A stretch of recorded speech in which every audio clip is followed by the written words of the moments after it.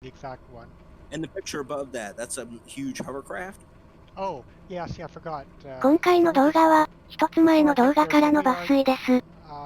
DC-3 のパイロットが、当時の様子を解説してくれている部分を抽出します。聞き取れた部分を訳してますが、適当なのは許してください。So the Iskut River is where a lot of the gold rush activity happened. There were 2 or 3 gold rushes, and like in this area, I mean, and so even to this day, there are still mining interests who are still considering and looking and deciding if it's worthwhile. But for a while there, the gold mine we're going to, it was in operation for not quite 10 years. So from 1991 to 1999 is when it was in operation.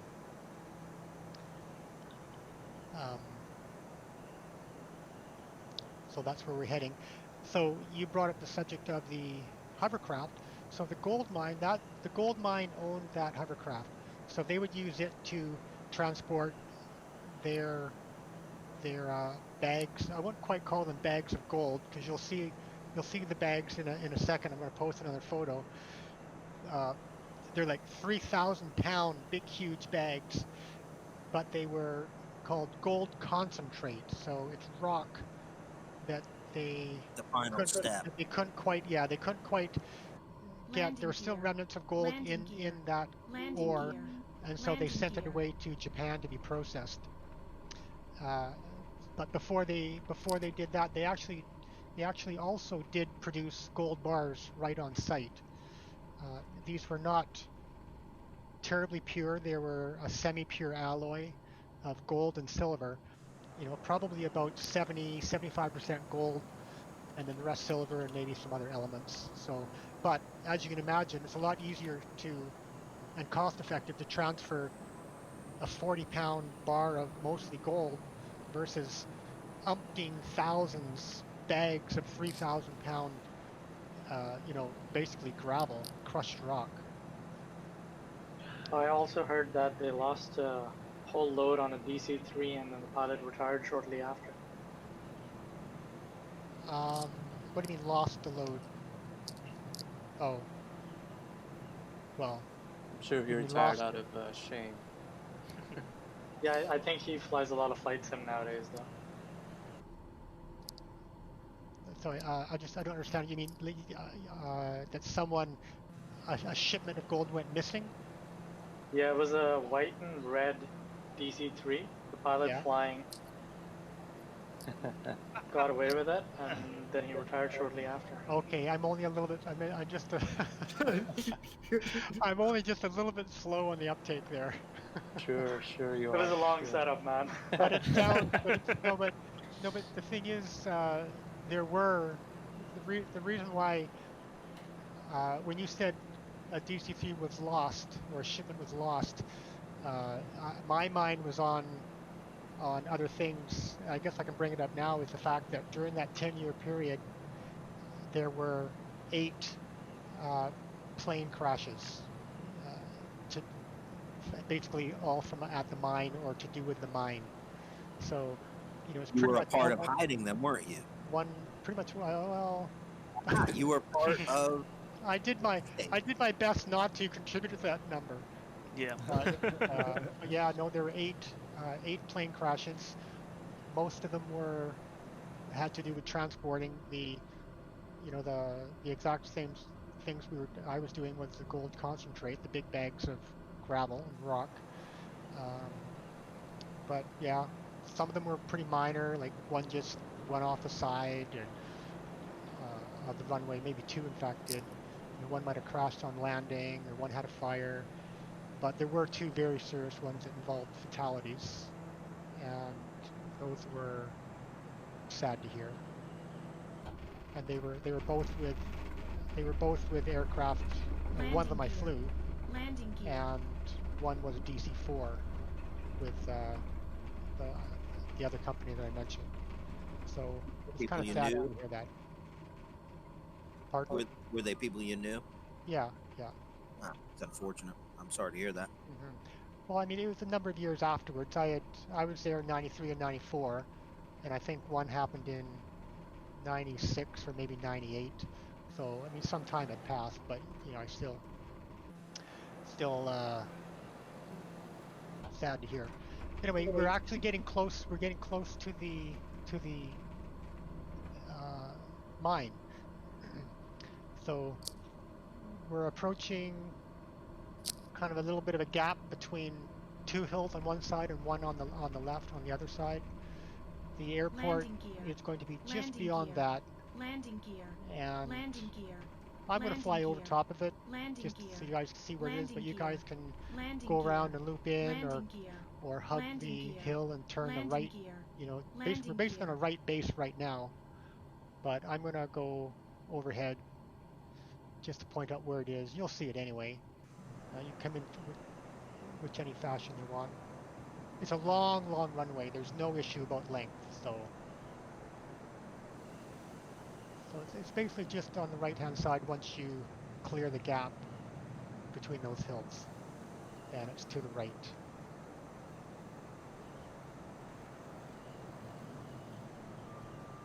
"私も速度が速いので、一度通過."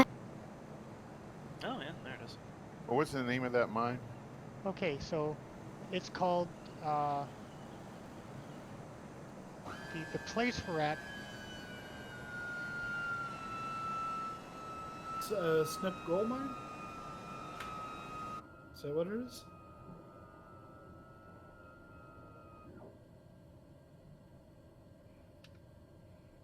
Tolstoy? I think you disconnected a little bit there. Yeah, I think so. Oh, did I disappear? Yeah. Yeah.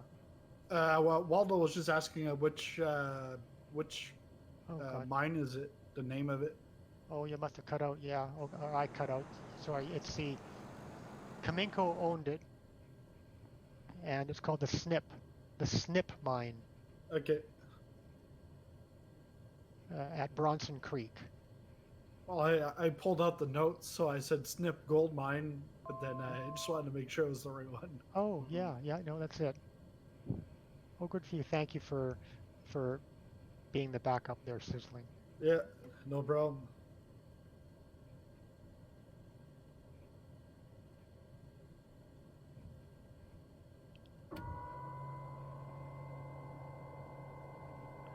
Yeah, so the runway's really long.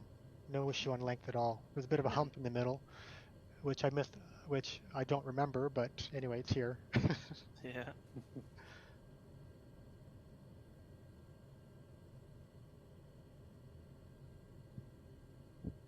So this airport, it no longer has an identifier.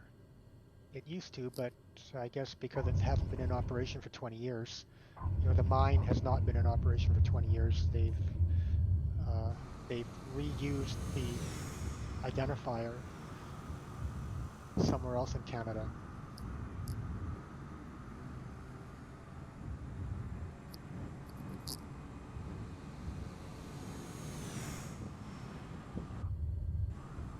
So I'm just going to kind of park up at the top. I'm going to post a couple final pictures, and then we'll get organized for our departure. You'll all have an option of what you want to do for the return trip to Wrangell. But let me just get the pictures up first, and then I think. So the last picture I posted was of the DC-3, right? Yeah. Yeah, DC-3. So I'm going to post a couple more, actually 4 more. Hope you don't mind, Sizzling. I never really did clear this with you, but Oh yeah, no, you're good. As long as it's cleared with that company. well, okay, shush, quiet. They're trade secrets from like 30 years ago. Well, hey, all of this stuff is online. I mean, maybe not Yeah. my photos, but I mean. Yeah. Oh, you guys, I didn't tell you. I've been silenced for what? Not for 1 minute. Posting. Is it posting too much or what? I silenced Maybe. for. That's for sure. Maybe. Yeah. But you guys, I forgot to tell you one of the most interesting things is how much gold did they dig out of the mountain? Please tell us. I will tell you. They were able to extract about 1.25 million ounces of gold. And at that time, I believe it was the most productive gold mine, certainly in BC and possibly in Canada as well. But it must have run out because they stopped operation in 1999. And so basically, if you were to come here right now, the mine is shut down. They flooded the bottom third, third of the mine, and the rest of it they plugged so that nobody could get into it. I And was thinking let's of see. going there on the weekend. Yeah, you're hoping. Okay. Take a look at the photos. Those big white bags. That's those are bags of concentrate, the gold concentrate. Each one weighs about 3,000 pounds. So the DC-3, it could take 2 bags. That was as many as they could take. Anyway, so to get back to Wrangell. 最後のレグ、ここからは、当時の悪天候を模したものに設定します。So, does anybody have any final questions before we? I do. You talked about gold. How much gold do we put on here? Going into the weight, adding. What are we adding to this sucker? Oh, I didn't get that far. I'm just flying. Well, because you can go into the weight and under the rear bag, you could add a couple 100 pounds, of gold. Yeah, we How probably much could. of them sacks were? Yeah. Yeah, Bing Dinger, your tail dragging there. Yeah, how much? Yeah, I'm loaded down right now. Oh wow. I got also, more you than guys, that. speaking of I thought I heard someone say about de-icing. Yeah, make sure you have your de-icing systems all turned on, which is on the lower left-hand front dash. Which was one of them gold sacks. How much did they weigh? Each one of those was 3,000 pounds. Can't do that. So this is why they didn't use TBMs as their cargo haulers. You could put 1,000 pounds on there, though. Probably, yeah. Okay, guys. Any final questions? Are we all set? Hey Tulsa, just one question about the weather again. I just want to clarify here. The bottom layer is between 10,000 and 14,000, something like that. Oh yeah, good point. I don't think I mentioned the upper layer. So yeah, the lower is like around 1,000 feet, and the upper level up to around 15,000 or so. Oh, okay, got it. So the cloud does go all the way down to 1,000 feet on the bottommost layer. Yeah. I was finding that it was just too easy if you didn't really get a good solid. It was too open. But either way, it's just all something different, and who knows what you guys will see. But I guess we should head back to Wrangell. As we used to say, we're burning daylight. That's an actual thing we said, because we wouldn't waste time on the ground. We need to get up in the air and fly so we could do another trip. So if you guys are all set, we'll blast off. Spool up. All right. Yep, here we go. Take off. And the weather looks good off the end, so I think we'll just plan on doing an immediate left turn. In real life, we would go to the right and do a nice arcing turn before heading back, but we can just do an immediate left turn here today, I think.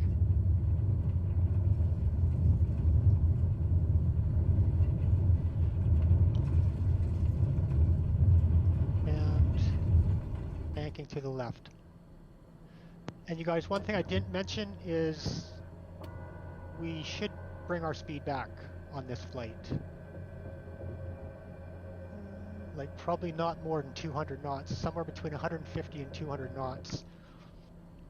I mean, if the weather gets bad, then it's best to be at a slower airspeed so you have more time to react and more.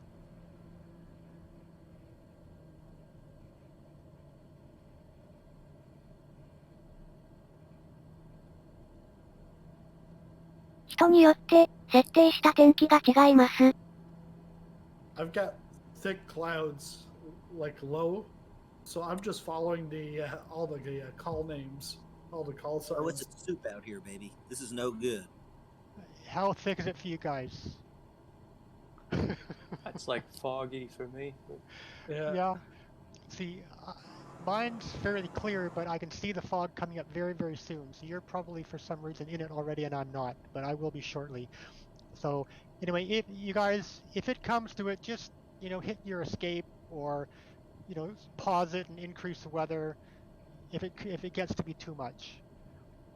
But I'm going to go down to like 500 feet, and I should have mentioned it on the ground before everyone got busy, but you can use your artificial vision and your VFR, your map, to kind of stay over the middle of the river, that sort of thing. 私も調整します。Thank God for the Garmin. Yeah. Yeah. Okay. No, but yeah, just use whatever resources you have. Try to stay over the river. Use your synthetic vision. Maybe pop outside and say the outside view for a while. So I'm down to like 150 knots because the visibility is pretty bad. 当時、DC-3 にはアナログ計器のみだったと思います。GPS 連動のデジタルマップもなかったはずなので、側に沿って飛ぶしかなかったでしょう。How's everyone doing? Good. Okay. I just gotta feel I'm gonna smack right into the mountain at some point. Well, I mean, I hate to say it, but that possibility exists. Yeah. It's like in Africa when I ran over that rock, wasn't expecting it, and bang, bang. Oh, yeah. Well, hopefully no one hits the side of a mountain, but they do come down right to the water's edge in places. So middle is better. Over the blue water is best. Just stay behind Tolly's name tag. You should be right. Yeah, that's true. We're on a pretty straight stretch. You actually did this in DC-3s? Well, this is worse than I would have done in real life. I mean, I must admit, but I certainly did my fair share of. I've climbed. No wonder I can't see anything. About 1,000 feet. I wasn't paying attention. So yeah, see, I descended down to like 600, and I can see the river again. So really, 500 feet is a good target. Yep. A good target altitude to be at. And you may need to even descend a bit further. So I'm just curious, are you guys in cloud or in clear now? Just came At out 400 of the feet's clear. Okay. These little things are so much more maneuverable than a DC-3. You must have been on the edge of your seat. Well, we would be flying this at probably, I mean, the cruise speed of a DC-3 is 140, and I don't know if we did that. We might have been at like 120, I can't remember exactly, but in any event, we're at a speed where we figured we had a sufficient margin to maneuver in tight quarters and whatnot, because we always had a plan. We certainly did fly with less than ideal visibility, but never so much that we couldn't get out of it. For example, I did, during the course of those 2 winters, I did 297 round trips between Wrangell and Bronson Creek. And no scotch.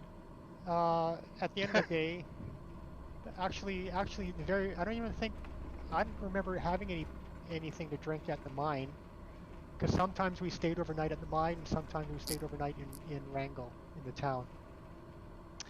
But so out of all that time, out of all those trips, in addition to doing 297 round trips, I checked my logbook and there were 10 times where we turned around and went back to wherever we had taken off from. In other words, either from Wrangell, we returned to Wrangell, or we turned around and went back and landed at the mine because we just couldn't proceed any further. So 10 times the trip was aborted. Yeah, I see in the Twitch stream, one more noob was asking where this was. Just said, so it's in Alaska. We just left Snip Gold Mine and we're on our way back to Wrangell. Yeah. Actually, I spelt that wrong. There's a R after the W. Oh yeah. And of interest, there's also Wrangell is on Wrangell Island, and There's also another Wrangel Island in the Arctic Ocean, but that's spelled with only one L at the end of Wrangel. So I thought, oh, that's kind of interesting. Anyway, I don't know about you, but we're having a nice little break in the weather, but I see another one coming up here in a few minutes. And let's not forget the sharp turn to the left. That's exactly true. I was looking backwards. No, see, now we're joining the Stikine River. We're exiting the Iskut and joining the Stikine. Landing gear.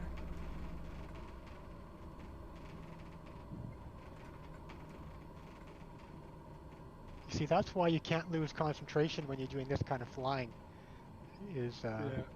I mean, I probably would have noticed that, oh, I have to make a turn here, but just at that moment, was that you, Veer, or who was it that Yeah, it was Veer. gave you a reminder that, you know, you can't lose concentration with bad Clouds weather hit like just this. that time too. Yeah. It's nice to see all those strobes in front of me. Yeah.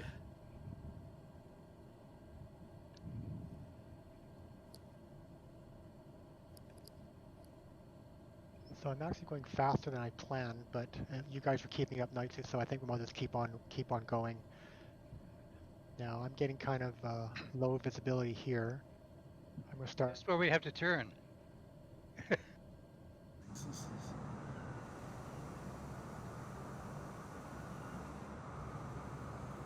Why does she keep saying 500? I think we lost Tolstoy. 500. Yeah. Oh, we lost. Down Tolstoy. under 300. At 150, it's pretty clear.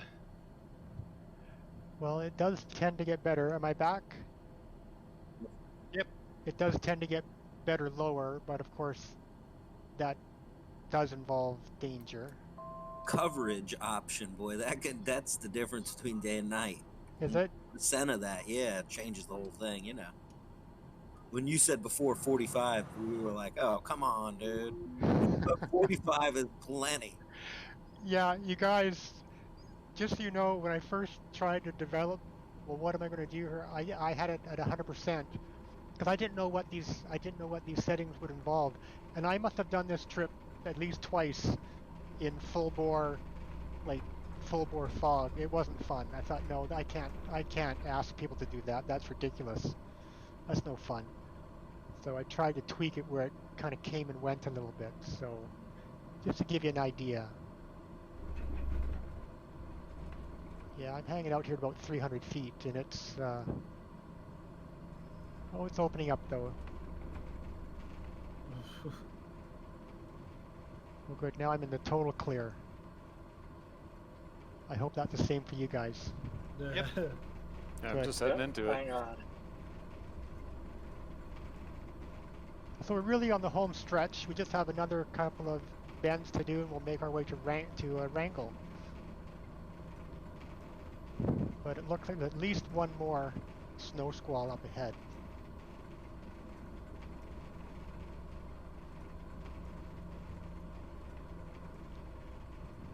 What's your airspeed, Tolly? Well, I don't know why I'm speeding up. I guess I just tend to have a heavy hand on the thrust lever, but I'm at like 235 and slowing. I think what I did was when it came clear, I just put the throttle forward without even thinking about it. Happy days. Yeah. Like what is everybody else showing for an airspeed? 180. 270. Okay. I was doing about 200, 210. And I'm still catching up. Okay. Wow, this is pretty. I actually like this. Catch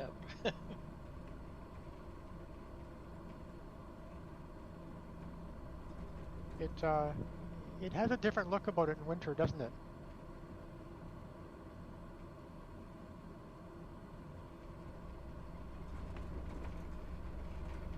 Yeah, it's nice scenery.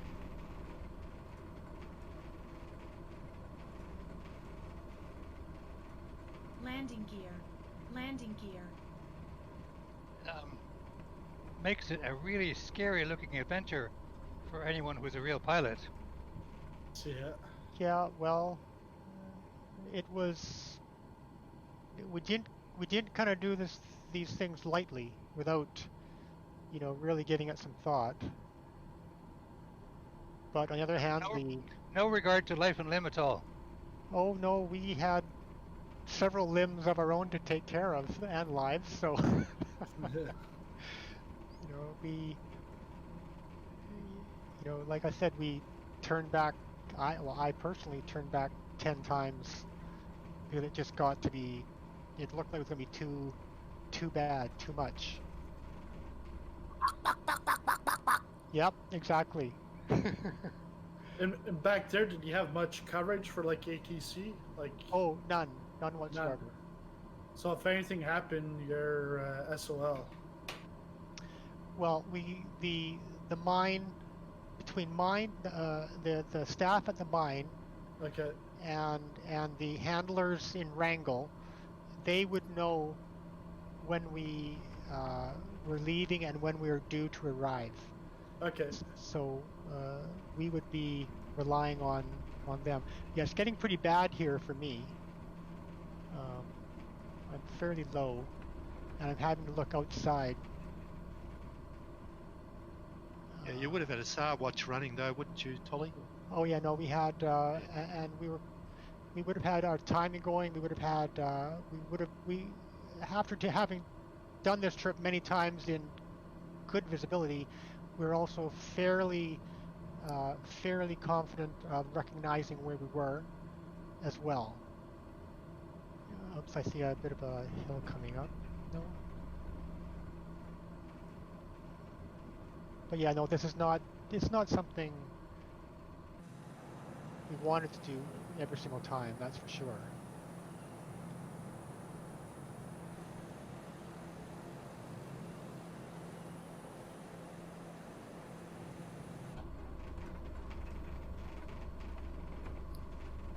Dude, one guy would control the plane, the other guy would go in the back and fill his pockets with cold. Well, you guys, I did some research. I got a bit low. During this research, I had no idea how much gold was in those bags.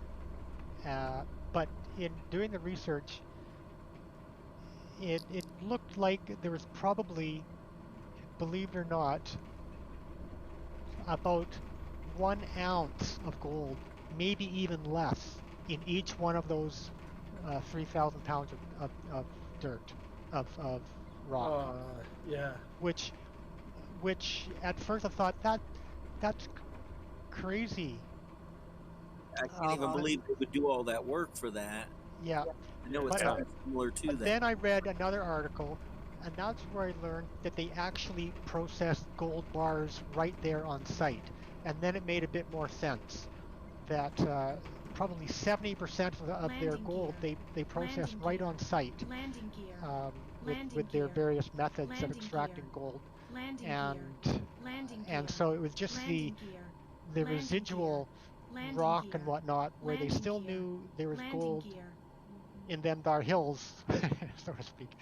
Still gold in that rock, but they couldn't extract it, and so all those bags that we took into Wrangell, they were all then shipped to Japan for final processing.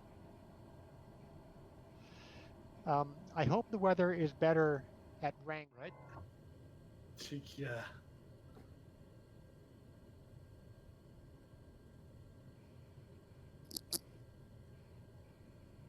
Nice. Well, I'm down. Good luck, everyone. I think I've lost my connection, so I don't see anybody yet, but...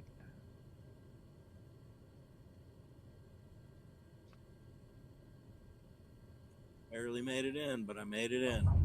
With 1,000 pounds of dirt in the back, baby. Nice. You earned your keep on that one. Yeah. You're parallel.